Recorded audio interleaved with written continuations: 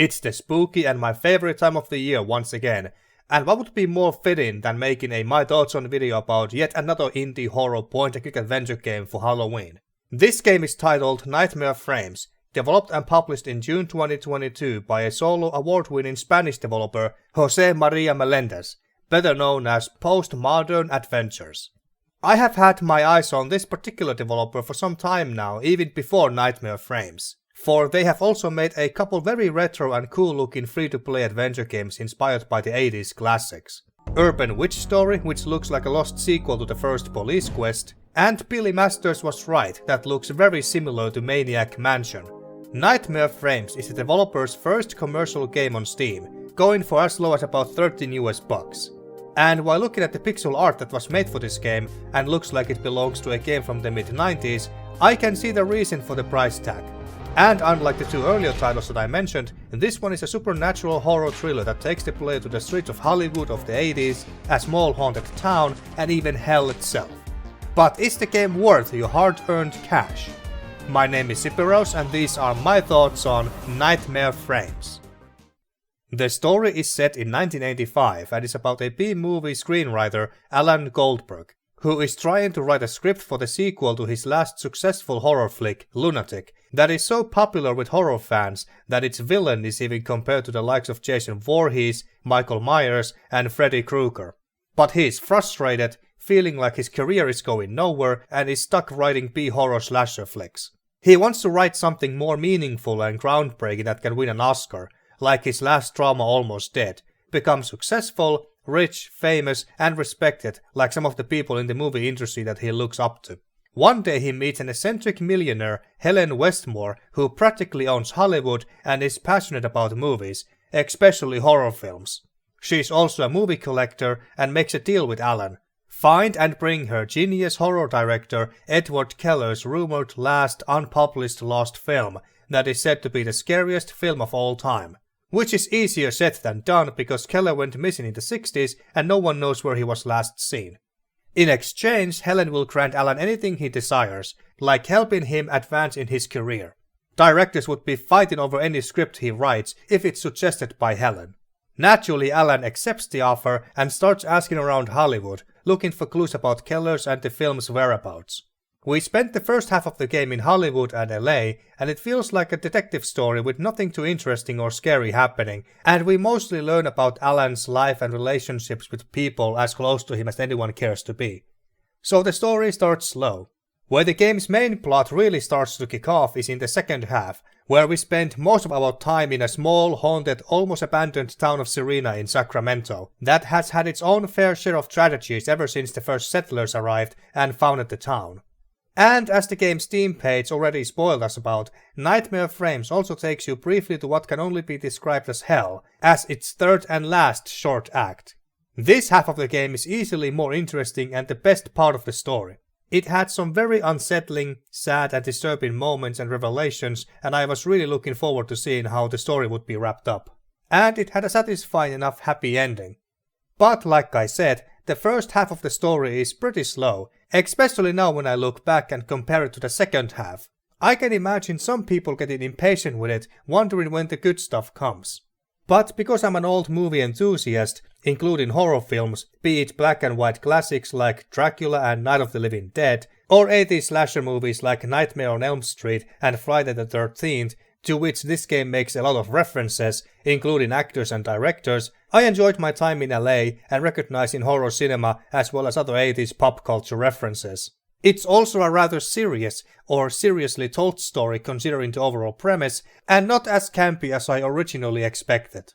Alan Goldberg, our protagonist, is at the start a cynical, bitter, even anti-hero-like jerk, but not so much that he's unlikable. He is overall an unremarkable man and an atheist who only believes in Martin Scorsese and Alfred Hitchcock.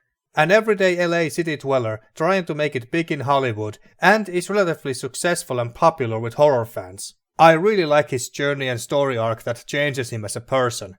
The most touching moment for me was when his stone cold heart melts and he breaks down into tears when he finds the missing girl who went missing in Serena 10 years ago and is in such a terrible state, showing real emotions and empathy for the first time in the game. The Alan we first meet at the beginning and Alan we say farewells to at the end are like day and night. Which is only understandable considering all the shit he had to go through and literally survive in hell. What I found amusing about Alan throughout the game was that he didn't get nearly as scared or freaked out like the other people around him when something scary or messed up happened.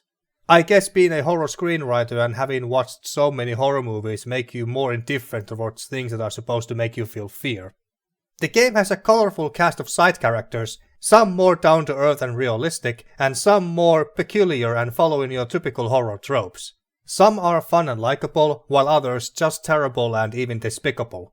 We meet movie producers, actors, makeup artists, eccentric millionaires, cult leaders, a typical small-town sheriff, hillbillies, a sewer cannibal, and many others. And I swear some of the characters have a striking resemblance to certain real-life actors, like Jack, a washed-up movie director who reminded me of Lance Henriksen, Ross, another millionaire and movie collector who to me looks like Leslie Nielsen, Elisa, or Eliza, a sexy horror show hostess, basically this game's version of Elvira, Mistress of the Dark. And my favorite character of the game, Police Chief Rick Bowman, who looks identical to, well, identical twin actors, Don and Dan Stanton, who were in Terminator 2 Judgment Day in that one scene where one played as Lewis, the security guard, and the other as T-1000 impersonating Lewis before killing him. They are all well written and interesting characters. Sadly, no voice acting in Nightmare Frames, so you just must read the dialogue. The only two offered language options are English and Spanish. Like I already said, Nightmare Frames looks like a game from the mid-90s with its detailed and colorful pixel art, with some more modern lighting and environmental effects like the water, rain and dust in the air. The colorful, lively daytime LA, both the glamorous and seedy parts of it, is a stark contrast to the grey, rainy and depressing godforsaken town of Serena, where even sun doesn't want to shine. I also like the more detailed character portraits and how their facial expressions change during conversations to reflect their moods. What also helps with the immersion is the great and memorable soundtrack and well chosen and edited sound effects.